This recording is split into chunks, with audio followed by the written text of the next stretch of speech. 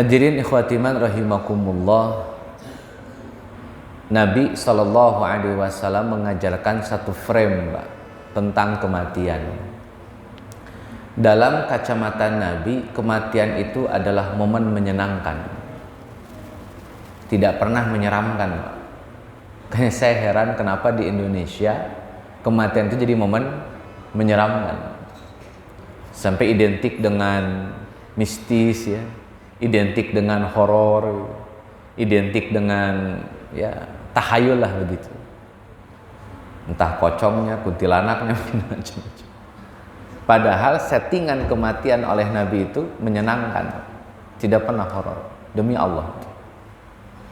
Hadirin ikhwati rahimakumullah, hal ini kita bisa ambil pelajarannya Pak dari sebuah peristiwa. Jadi Nabi Pak Sallallahu Alaihi Wasallam itu ziarah ke kuburan Baqi. Selesai ziarah, Nabi Sallallahu Alaihi Wasallam pulang. Di perjalanan pulang itu ketemu dengan Abu Muwaihibah, seorang sahabat. Jadi papasan Nabi dengan Abu Muwaihibah. Kemudian Nabi ngobrol lah, basa-basi begitu. Cuman kalau bahasa Nabi nggak ada yang basi, Pak. Itu kan ungkapan saja lah. Bahasa Nabi selalu ada ibrohnya, Pak.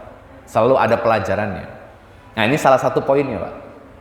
Nabi ngobrol sama Abu Muwaihibah. Ya Aba Muwaihibah, tadi saya ziarah. Kemudian saya ditawari oleh Allah dua pilihan. Hanya dua pilihan penawarannya. Pilihan yang pertama, Allah akan membukakan pintu-pintu dunia dan memastikan Nabi masuk surga. Jadi dibukakan pintu dunia dan dakhalal jannah. Ini kalau bahasa kitanya, Pak, hidup kaya raya, mati, wah itu enak betul, Pak. Itu pilihan pertama, Pak. Pilihan kedua, kata Nabi Sallallahu Alaihi Wasallam, ketemu Allah. Just it, hanya bilang ketemu Allah.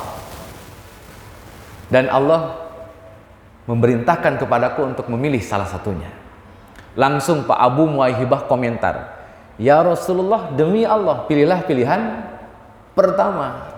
Karena secara hitung-hitungan kayaknya lebih enak ketemu, lebih enak dibukakan pintu dunia dan masuk surga, Pak. Ini hitung-hitungannya nih, kayaknya matematikanya dapat ini. Fid dunya hasanah wa fil akhirati hasanah. Kayaknya nomor satu lebih pas lah gitu. Kira-kira apa? Nabi mengiyakan atau tidak mengiyakan?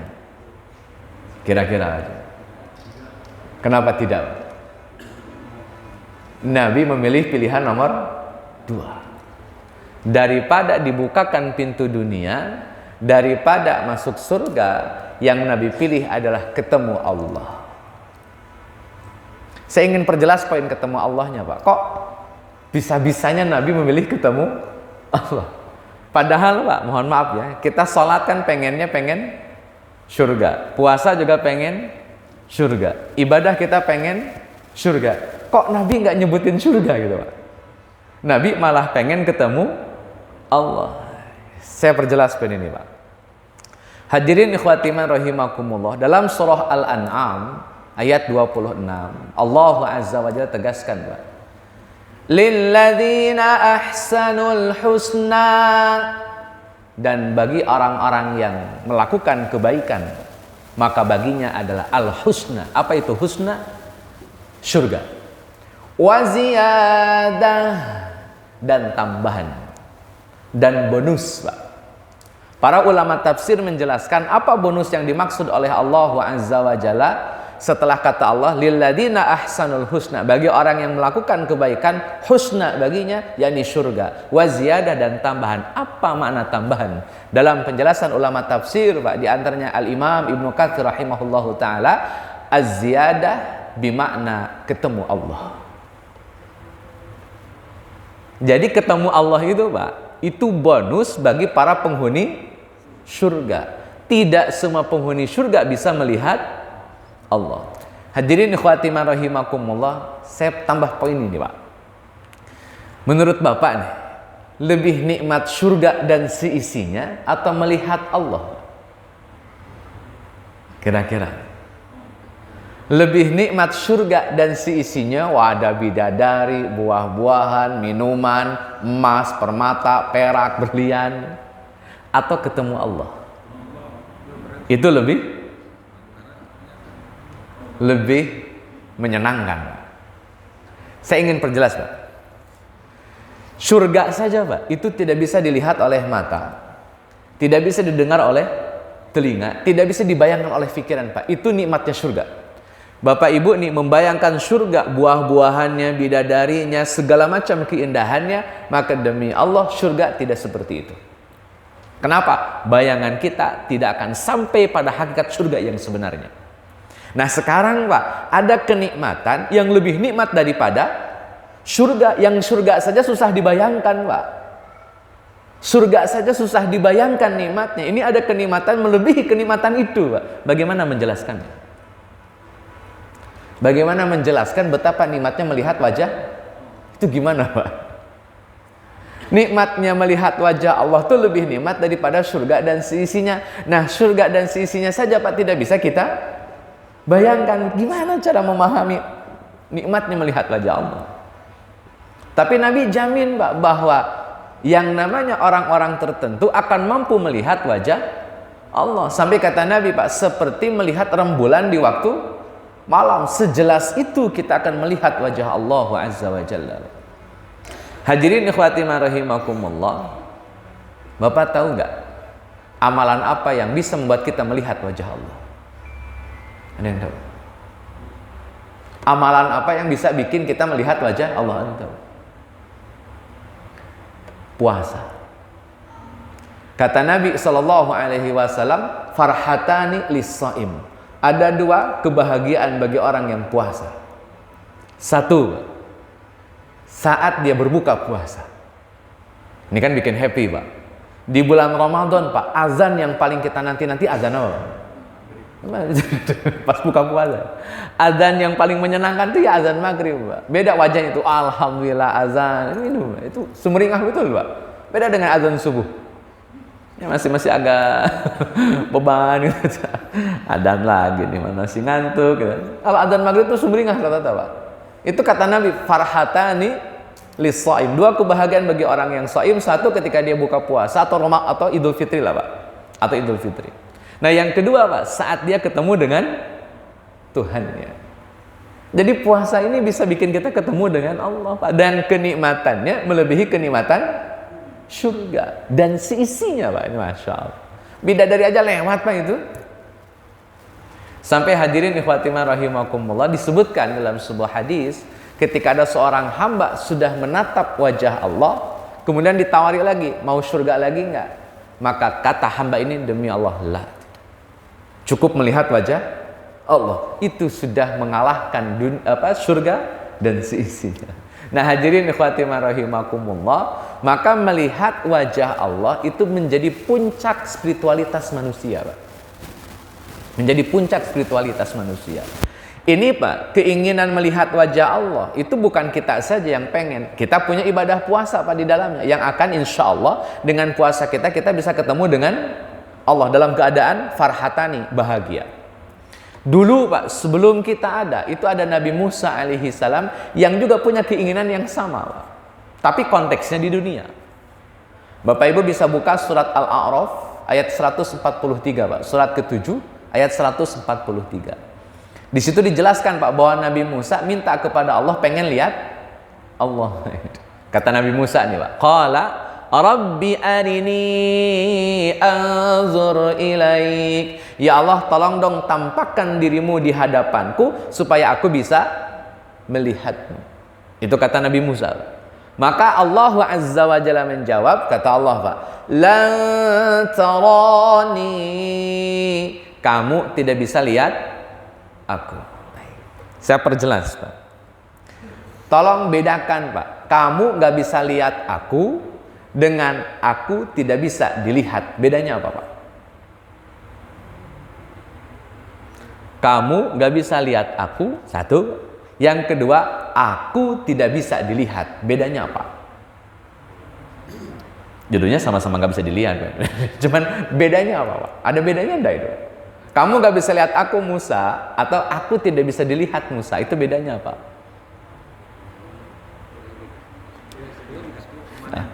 Apa?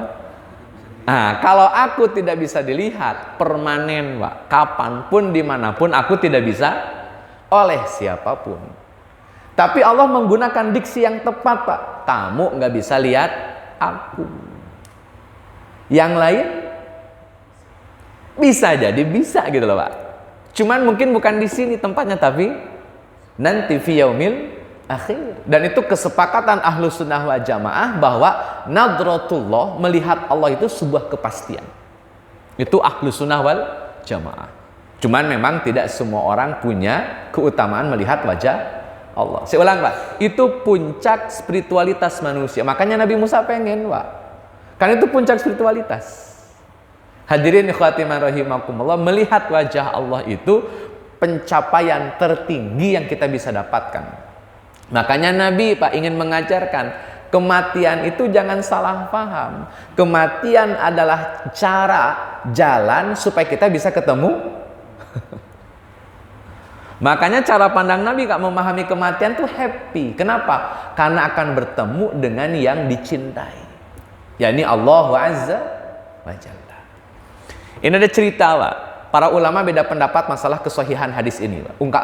Riwayat ini. Jadi para ulama berbeda pendapat dalam masalah riwayat ini. Singkat cerita, Pak, Nabi Ibrahim itu didatangi malaikat maut. Ibrahim, saya diutus oleh Allah untuk mewafatkanmu. Kata Ibrahim, Pak, ente siapa? Saya malaikat maut. Tahu nggak anak siapa? Ibrahim. Iya, Ibrahim Khalilullah. Ibrahim kekasih Allah. Itu di surat An-Nisa, Pak, ayat 125. Allah memberikan gelar kepada Ibrahim, dan satu-satunya orang yang punya gelar ini cuma Ibrahim. Wattakhadallahu Ibrahima khalila, dan Allah menjadikan Ibrahim sebagai kekasih yang terdekat. Khalil itu kekasih, Pak. Jadi waktu Ibrahim mau dicabut nyawa, kata Ibrahim, ente tahu siapa aneh? Tahu Ibrahim? Ibrahim Khalilullah, kata Ibrahim. Ibrahim kekasihnya Allah. Mana mungkin kekasih mewafatkan kekasihnya? Itu kata Ibrahim. Jadi ini adu argumen antara Ibrahim dengan malaikat maut. Kan malaikat maut datang, Pak, ingin nyambut nyawa Nabi Ibrahim. Maka Ibrahim menggunakan argumentasi, mana mungkin kekasih mencabut nyawa kekasihnya? Mana mungkin kekasih mewafatkan kekasihnya? Malaikat diem, Pak. Kalah nih argumentasi. Akhirnya balik lagi, Pak, malaikat. Balik lagi. Ya Allah, kayaknya nggak bisa nih nyebut nyawa Ibrahim. Kalau kenapa? Ibrahim punya argumentasi logis. Yang mana argumentasinya? Allah tentu maha tahu, Pak, tapi ini kan perlu ada dialog saja. Kata Ibrahim, bagaimana mungkin kekasih mewafatkan kekasihnya? Nah, saya jadi bingung, katanya. Ibrahim itu kekasihmu, ya Rob. Mana mungkin kau wafatkan dia? Maka Allah memberikan jawaban. Ente balik lagi, kasih jawaban begini sama Ibrahim. Gimana, ya Rob? Kata Allah Azza wa Jalla, adakah kekasih yang tidak mau ketemu dengan kekasihnya? Maka malaikat maut, oke, balik lagi, Pak. Ketemu lagi dengan Ibrahim. Kata Ibrahim, ente lagi. Saya punya pesan dari Allah. Apa pesannya? Adakah kekasih yang tidak mau ketemu dengan kekasihnya? Ibrahim mikir, fix, mati sekarang, selesai. Dan para nabi begitu, Pak, ceritanya. Jangan samakan dengan kematian kita-kita nih, Pak. Yang matinya mendadak, matinya nggak tahu kapan, matinya tidak punya frame sama sekali, Pak. Para nabi kadang-kadang seperti itu. Itu khusus para nabi. Hadirin ikhwati man rahimakumullah, tentu tanpa mendahului takdir, tapi di Allah itu selalu ada, Pak. Di Allah itu selalu ada. Seperti Nabi Muhammad sallallahu alaihi wasallam yang dikasih pilihan, Pak. Mau khazainil ardi wal jannah atau ketemu Allah. Kata Nabi, saya pengen ketemu Allah. Selesai, Pak. Itu para nabi biasa, Pak. Contoh lain, Pak. Saya ingin membangun frame, saya bilang, Pak. Saya ingin membangun frame bahwa kematian itu indah, dan tolong sikapi dengan cara yang indah, Pak. Jangan horor. Nabi Allah Muhammad, Pak, lagi kondisi sedang sakit parah, menjelang sekaratnya, sekaratul mautnya, Pak. Fatimah datang, di sampingnya ada Aisyah, kemudian Fatimah mendekati Rasulullah SAW dan memeluk Nabi SAW. Cinta seorang anak kepada ayahandanya, Pak. Dipeluk ayahnya, dicium ayahnya. Kemudian sang ayah Nabi Muhammad SAW berbisik ke telinganya Fatimah. Nangis, Pak, Fatimah. Kemudian berbisik lagi Nabi kepada Fatimah. Tersenyumlah Fatimah. Aktivitas ini Pak, peristiwa ini dilihat oleh Aisyah. Kata Aisyah, ini orang ketawa, nangis. Habis itu senyum. Ini ada apa nih? Aisyah diam saja Pak, nggak nanya langsung. Nabi wafat. Selesai Nabi wafat, dikuburkan dan segala macam. Baru Aisyah punya waktu untuk bertanya kepada Fatimah. Akhirnya ketemulah dengan Fatimah. Kata Aisyah, ya Fatimah, tolong jelaskan kepadaku sikapmu waktu kamu ketemu dengan Rasulullah SAW. Kata Fatimah, yang mana? Kamu datang, dibisiki oleh Nabi, kamu menangis. Kemudian gak selang lama Nabi bisikin lagi, kok kamu tersenyum? Itu apa? Yang dibisikkan itu apa? Itu Aisyah kepo Pak. Penasaran. Jadi kepo itu sudah ada sanadnya. Dari dulu sudah ada. Jadi biasalah orang yang kepo. Maka jawaban Fatimah Pak. Bisikan pertama yang sampai ke telingaku, kata Fatimah, ayahku berbisik bahwa ajalnya sebentar lagi. Itu para nabi gitu Pak, ajalnya sebentar lagi. Maka aku menangis karena akan kehilangan seorang ayah, menangis. Kemudian bisikan yang kedua, aku tersenyum. Kenapa? Karena kata Nabi SAW, di antara ahlul bait yang akan segera menyusulku wafat, orang pertamanya adalah kamu wahai Fatimah. Dan itu disikapi dengan tersenyum. Bapak datang ke dokter. Kata dokter, Bapak 3 bulan lagi mati. Sedih seneng Pak. Kok beda sama Fatimah? Kok beda sama Fatimah? Kita Pak, dibisikin sama dokter, wah Bapak penyakit model begini paling tahan 2 minggu Pak. Lebih 2 minggu itu luar biasa. Itu mujizat dari Allah. 2 minggu udah Pak itu. Bapak pulang lemes Pak. Kita itu levelnya. Fatimah dibisikin, dari ahlul baitku engkaulah orang pertama yang nyusul. 6 bulan Pak setelah Nabi wafat, Fatimah meninggal. Tapi saya ingin garis bawahi Pak, lihat sikap Fatimah ketika tahu dia akan wafat 6 bulan lagi atau akan wafat sebentar lagi, dia tersenyum. Bisa nggak kita mensikapi kematian seperti itu Pak? Hadirin ikhwati man rahimakumullah. Ini frame Pak, membangun suatu pemahaman yang tidak salah paham. Sejak kapan kematian itu horor itu sejak kapan? Sejak industri film Pak. Ada pocongnya, ada kuntilanaknya, ada suster ngesot Pak. Apa kalau susternya ngesot gimana dokternya? Dan macam-macam. Akhirnya jadi horor Pak kematian itu. Kuburan dibikin horor, Masya Allah. Hadirin ikhwati rahimakumullah, ini pendangkalan akidah Pak. Ini pendangkalan akidah. Cara berpikir kita jadi ngaco Pak. Padahal kematian itu menyenangkan. Saya ingin gambarkan bagaimana kematian orang beriman Pak. Dan demi Allah Pak, kita ini mukmin. Kita ini mukmin Pak. Dalam kitab Ar-Ruh karangan Imam Ibnul Qayyim, beliau menggambarkan bagaimana prosesi kematian itu Pak. Dan itu indah Pak. Saya bahas Pak. Hadirin ikhwati rahimakumullah. Orang beriman Pak, sedang sakaratul maut. Maka 2 malaikat hadir. 1 di dekat kepala, 1 agak jauh dari yang pertama. Yang dekat kepala itu malaikat maut. Agak jauh dari situ itu rombongan malaikat rahmat. Mereka membawa kain kafan yang paling lembut yang ada di muka bumi ini Pak. Kain kafan. Kain kafan paling lembut dan paling wangi. Disiapkan Pak. Sudah prepare Pak. Malaikat maut yang bertugas, malaikat rahmat yang nungguin ruhnya.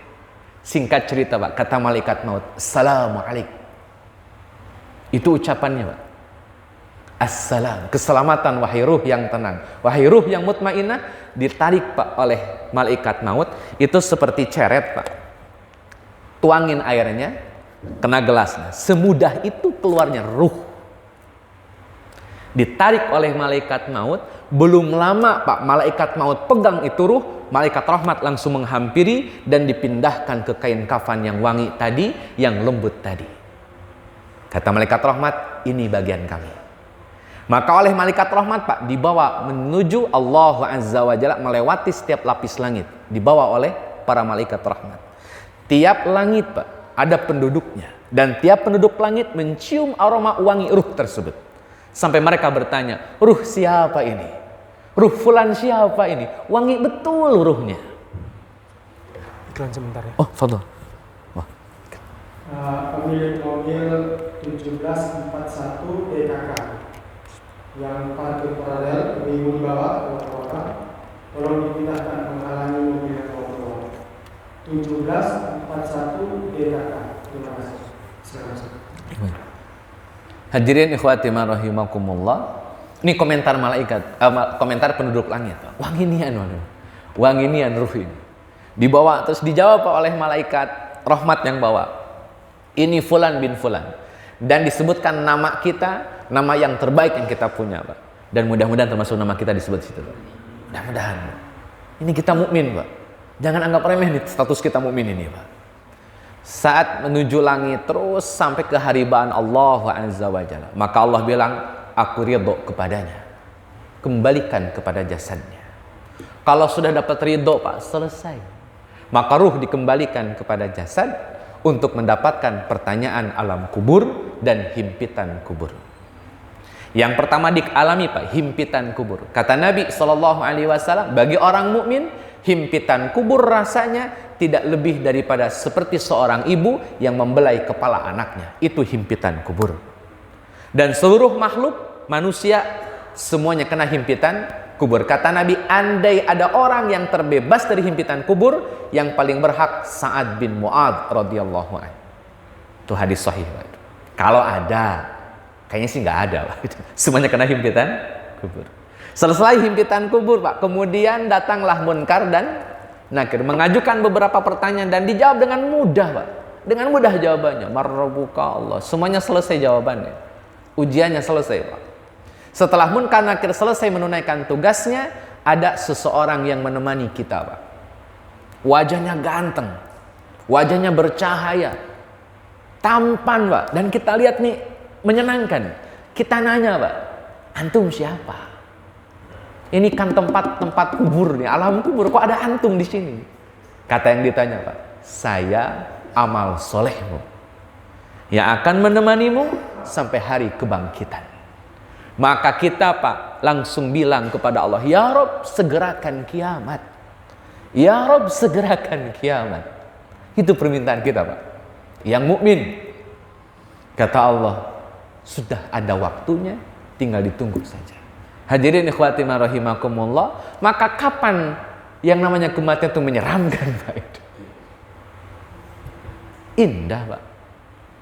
Masalahnya, Pak, orang beriman yang meninggal tidak bisa testimoni.